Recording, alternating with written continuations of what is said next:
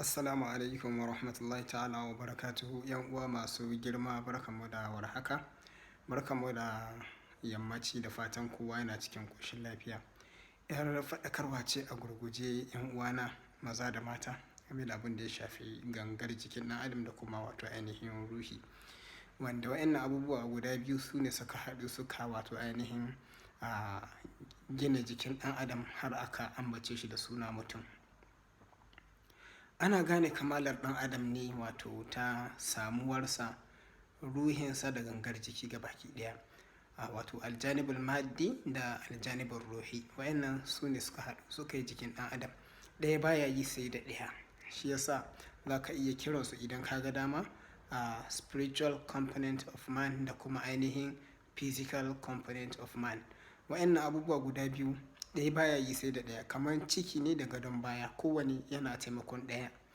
Saboda haka gangar jiki ita take buƙatar ci da sha da sutura domin wato ta ji ƙarfi, kai ɗan adam ka ji ƙarfin gudanar da al'amuranka na yau da kullum. Shi kuma ruhi abu ne da yake da alaƙa wato da jin tsoron Allah, imani, wanda wannan abu shi yake wato ainihin gyara ruhi har sakamakon ya bayyana a zahiri, a ga cewa mutumin kirki ne, ko kuma wato ya ainihin tasirantu da wani abun da ba tsoron Allah ba, sannan wato wannan tasirin ya bayyana har ga wato ainihin gangar jiki a tabbatar da cewa wani ba mutumin kirki ba ne.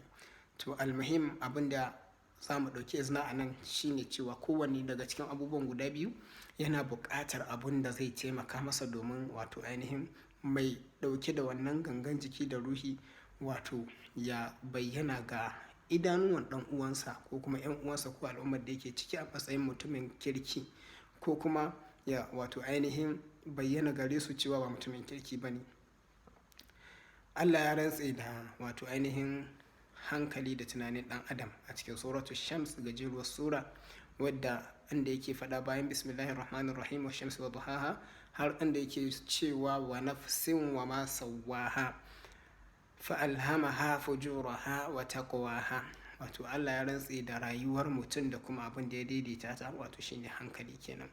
Saboda haka ya ke yar uwa, ya kai dan uwa, ya ku yan uwa, mu fahimci wane ne dan adam, menene gangar jiki, kuma menene ruhi. Kowanne daga cikinsu yana buƙatar dole sai an ɗauki takalihu na abun da wato yake buƙata, an bashi haƙƙinsa, sannan ake samunsa wato ya bayyana ko kuma ya tabbata a yadda yake har a samu tsira a gaban Allah.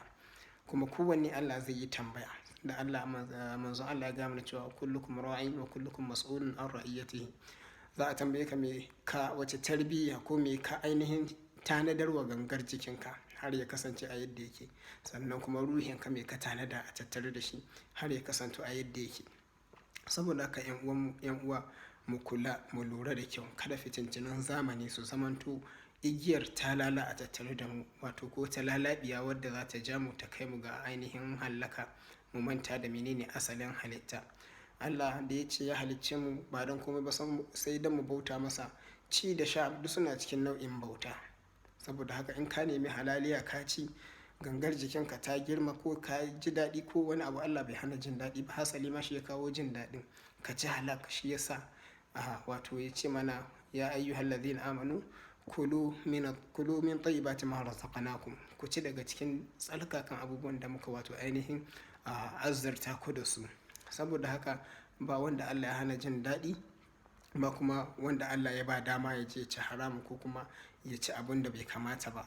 Saboda haka yan uwa, mu yi la'akari da saƙonnin da annabi Muhammad sallallahu alaihi wasallam ya zo mana da su, mu yi riko da su bakin gwargwadon iyawarmu, mu kuma guji duk abin da wato ainihin ya hane mu daga gare shi, kamar yadda ya gaya muna cewa ma amartukum bihi fa'tu minhu mastata'tum wa ma nahaytukum anhu wato fajtanibuhu. Duk abin da na hore ku yi shi gwargwadon iyawa, ba ku iya yin sa gabaki ɗaya.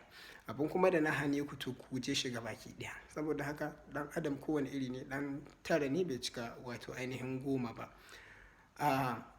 Mu yi la'akari da abin da malam mai zuhudu Ali ibn al-Husayn yake faɗakar da mu a kansa, yake cewa watan sanal ahibbatu ba'da hinin idza du'iya ibn adama lil hisabi.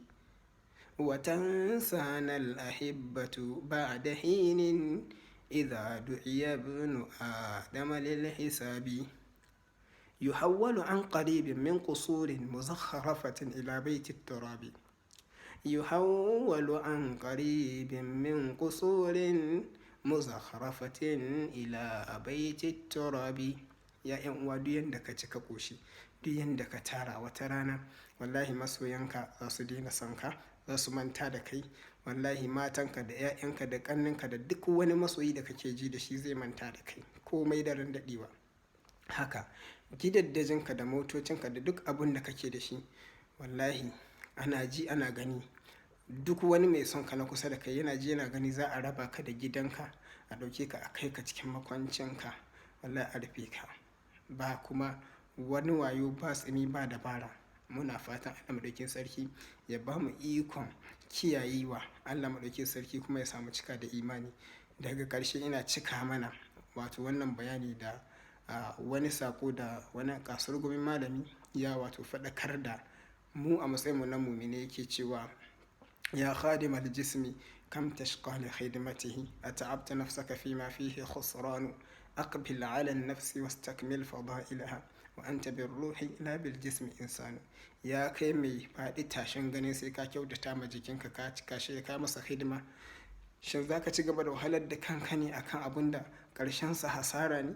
Ka fuskanci rayuwarka mana, ka cika dukkanin falalar da Allah ya maka tattare da ita, domin kai da ruhi kake, mutum ba da gangar jiki ba. Wana wannan kada ya ɗauki hankalinka, ka ɗauka cewa babu jin daɗi, babu wani sauran jin daɗi a rayuwa. Haka sahabbai suka rayu tare da manzo Allah sallallahu alaihi wasallam. Suka ce ya Rasulullah, idan mun zo wurinka kai mana wa'azi sai mu tashi cike da imani, amma idan muka koma gidaddajin muka mu'amala da matayenmu sai mu manta duk abin da ka ce mana. Duniya ta zo ta sha makance tsakaninmu da abin da ka faɗa mana, duk tunanin sai ya guje. Anya ba mu da wani nau'i na munafurci? Annabi ya ce musu haka rayuwar take.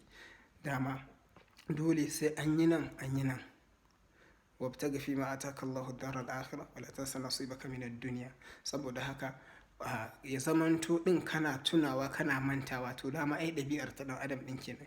Ya fi da ka rinjaye gefe ɗaya. Kada ka ce lalle kai ka zama salihi 100% ba ka ba kuskure, duk wanda ba kai ba mutumin banza ne. Tabbas shaidan zai yi galaba a kanka a lokaci ɗaya. Haka kuma kada ka bar mutanen kirki ka ce ai duk su masu matsawa ne a addini, ka koma ka zama ɗan aholi, ko kuma wato duk wanda ka gani mutumin kirki ko kuma yana kira zuwa ga ai halin kirki, ka ɗauka cewa shi ma ai ba mutumin kirkin ba ne, saboda haka kai kawai ɗan aholi ne, ba ruwanka. Yan uwa, mu ɗauki izina, mu kuma wato fahimci mecece rayuwa, menene addini, mu fahimci musulunci bakin iyawanmu.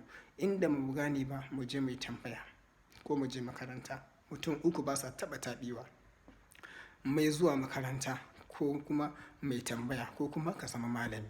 Ko ka zama malami, ko ka je makaranta, ko kuma ya zamanto ka lazimci yin tambaya. Allah maɗauki sarki ya samu dace. Assalamu alaikum wa rahmatullahi ta'ala wa barakatuhu.